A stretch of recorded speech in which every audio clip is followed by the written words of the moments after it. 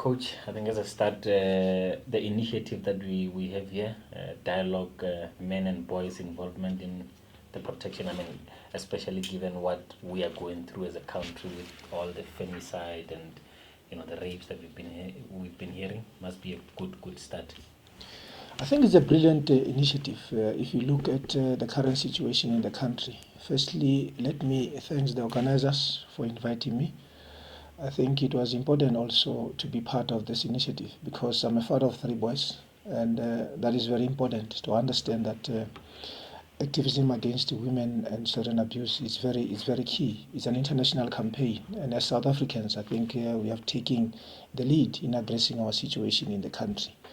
All that is important is for us to provide safety, love, and security to our children, to our women, because we are born of women. And if ever we can respect and honor and always provide security for women, I think we'll always be a happy nation which has got so much respect for women.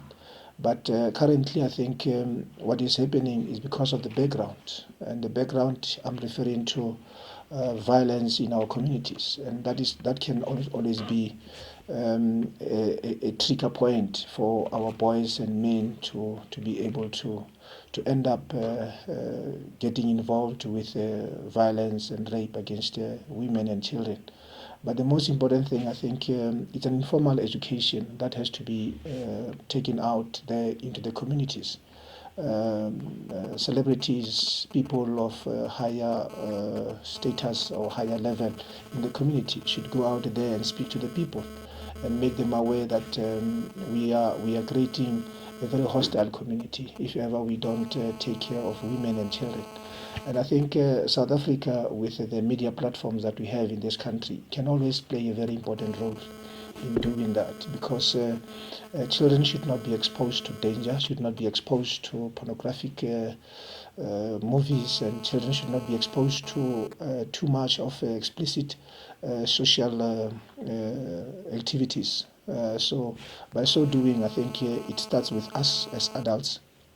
Start with us as leaders, because when you are working with the under 17 players, you are a father, you are an uncle, you are everything to those boys. And I think if ever you take your role as an educator, you take your role as a counselor in making them understand that as young men who will be adults one day, they should start respecting their sisters, they should start respecting their mothers, they should start respecting themselves, because respect starts with the self.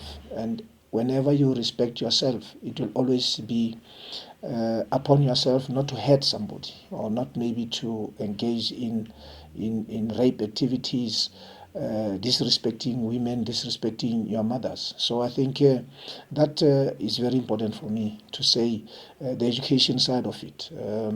When I was still a teacher, I used to be a student counselor. I used to have sessions with kids to say, to talk about sex, to talk about AIDS, to talk about rape. And in my study, I've realized that the causes at times comes from the background where these kids comes from. You're coming from a community, you're coming from a home where the father and the mother, they are always fighting each other.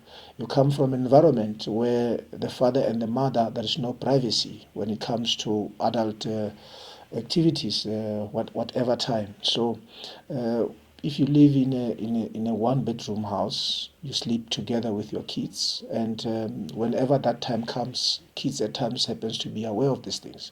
So our poverty, our background also has played a very big role.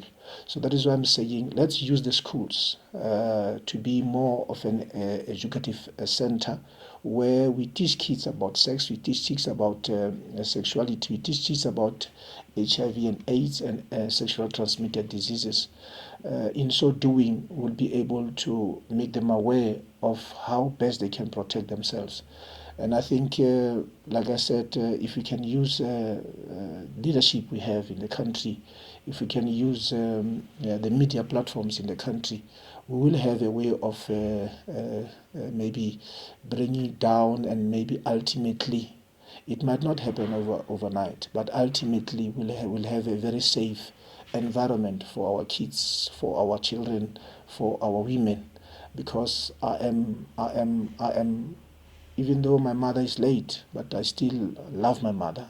The love that she gave me, not knowing what type of a person I'll come out to be. It is the love that I gave my mother, and I looked well after my mother until she passed on. So if ever all men can understand that we all come from women and we need to respect and love them. Coach, speaking of young men, well, just to jump out a bit out of this conversation, today the under 20s are playing. How important is it that they move on into the next round of the competition? That will be very important because when I visited the team in camp, I said to them they're coming into big shoes that were left by the previous generations of under 20s, and the coach then was Coach Thabo Sinong, who was assisted by Coach Helman Mukelele. So we are talking of a new generation of the under 20s coming in after the past generations have won the COSAFA back-to-back. They have qualified for the World Cup back-to-back. So they are in a very difficult situation because they have to do well. They have to leave their own mark because of the success stories of the past generation. So we are wishing them all the best of luck. We understand that the conditions might not be the same, the generations are not the same, but all that is important is to believe the confidence going into this tournament and playing the matches that will end up giving them the trophy and becoming champions. So all that is important, it is the mental side of it. They have to be strong, they have to believe in themselves, and the actual best tactical execution of the plan according to what the coaches have worked on. And in football, you need luck. If luck can be on their side, I think they will be able to lift the trophy and come back home as champions. And for yourself, Coach, I mean, you've got quite a long period before your next match. How do you plan, or how are you using that time? I mean, given you in the role, you needed a bit of time as well to just, even though you were there as an assistant coach, but how do you plan on using this time? Look, I think we have got 12 months ahead of us, and the 12 months will be very important to all the teams at SAFA. And if you look at our program has already started, because for the under 23s to qualify for the Olympics, it's a program that falls within the Bafana Bafana program. So we have already started with the programs going into the preparation for the Olympics. At the same time, we will be preparing for the World Cup qualifiers during the next FIFA week. That will be in March. And the profiling and assessment of the players has already started. I'll be watching the games until the last game of the year, and I'll be watching the first game of the new year, because now we have to profile everybody because of the under 23s and Bafana Bafana. And when it comes to Bafana Bafana, we have a very tight program come 2020, the World Cup qualifiers and also the AFCON qualifiers, because by the end of the year, next year, we should have qualified for AFCON. We'll be left with few games before we celebrate qualification to the World Cup 2022 in Qatar. So it is not going to be an easy year, no time to rest. It's work throughout. I'll be attending the first division match this afternoon between Tuks and Ajax Cape Town with Coach David Notwane and Coach Kwanelo Kopo and Coach Vela Kumalo. And over the weekend, I'll be in Durban to attend the telecom finals, because we are continue profiling every player that we have in the country, whether locally or internationally. So the work it's really massive. Coach, Saturday for South Africa, we saw in PTA there's floods everywhere. 700 houses just got wrecked due to the heavy rain in Mamelodi. Also, we saw the U.S. Army sending through helicopters to go help the Protea Centurion Hotel. What's your take on this? I think firstly, we come from a very dry past where we did not have rain, and everybody was like, let's pray for rain because all the dams were drying up, and it was a very big concern for all of us. And then here we are having floods, and we are having rain almost every day. I think it's 2 weeks now in Johannesburg where we have been having this type of rain, but it's a nice one, apart from the floods that we had. When it comes to the floods and the families that were involved, I think it's all about the infrastructure. If ever we place our people and then we do the proper infrastructure and the understanding that there are some areas where we can have people living in those environments, in those areas, we might have a way of avoiding people being their lives or their families being flooded away by the floods that we have in the country. So I think the army has done a very good job in helping out, but I think now we have water, and at times in Sesotho they always say pula ke mahlopha a senya. So you ask for rain, but at times it ends up becoming floods, becoming storm and all of that. But I think we feel, and then we are with the families that are involved in the floods, and we are hoping for the best for them because the floods are not going to flush away their houses and their homes. People will end up losing their lives, and that is not what you want to see happening. But I think the medical, the emergency medical department will always take care of such situations, and hopefully the rain will stop, and then we'll have happy families going into December. And two quick ones from me, Coach. I mean, the first one would be, I think about 3 matches now into it as a Bafana Bafana coach, you found your feet, you know what you want to do. Just how do you now have the squad with your own blueprint, with a Molefi Ntseki playing this certain kind of way, or do you think you already have that? And then the second one would be, I mean, a Kaizer Chiefs doing well is always great for the country. Happiness levels are up, even though Pirates is not doing well. But the top 3 teams in the country, Sundowns, Chiefs, Pirates, doing well, must be good for the national team. Yeah, it is good for club football. It is good for the coaches, and congratulations to the coaches that are involved. In this case, I'm referring to Coach Eric Tinkler, who will be playing in the finals for Maritzburg United against Sundowns. Congratulations to Coach Pizzo.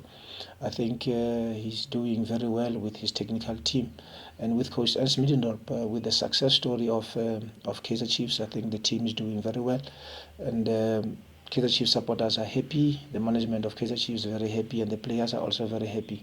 But the other team that is doing very well, which is second on the log now, is SuperSport. Yes. Coach Kaitano Tembo with his team, his technical team, they are doing very well, and we really want to take this opportunity to congratulate them on the good work that they are doing. When it comes to Molefi Ntseki and Bafana Bafana, I think the past months was more on induction. Induction for myself and my technical team, induction for the players and the support staff. And I think that phase, we have gone past that phase. We are now coming up with a turnaround strategy for Bafana Bafana. And the turnaround strategy will be presented to the media whenever we have sat down with the president, with the technical team, with the NEC, in terms of what should be done in making Bafana Bafana a very strong team that will compete in the world, that will compete in Africa. And I think if you look at the situation currently, I think we are on the right track, and we are very positive and confident that if we start believing in ourselves more and start working smarter, we will be able to achieve the mandates. The mandates for myself and for the team is to do well as Bafana Bafana, to start winning. And then start winning, it means we'll qualify for AFCON, we'll qualify for the World Cup. And that's exactly what we are working at, and that's exactly what you want to see happening for our national team.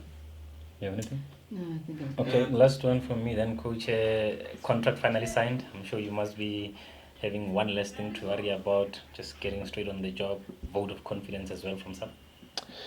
Yeah, it has never been much of a worry for me because I've been with SAFA for the past 6 years, and we have had challenges, and with patience in resolving the challenges. I think that's what has worked for me because the focus was on me doing the job for the national teams, whether under 17, under 20, Banyana Banyana, or under 23. And when it comes to Bafana Bafana, the appointment on its own, it was a contract for me because I knew very well that if ever we have to put pen to paper, it will happen. It will happen. If ever we have got some things that needs to be ironed out, it was part of the process, and the process has been finalized.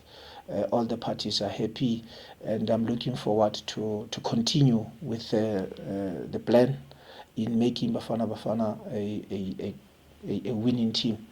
And thanks to the SAFA management to have had the patience, and my agent to have had the patience in addressing this matter without me getting involved, because it was important for me to focus on the work as a head coach of the team.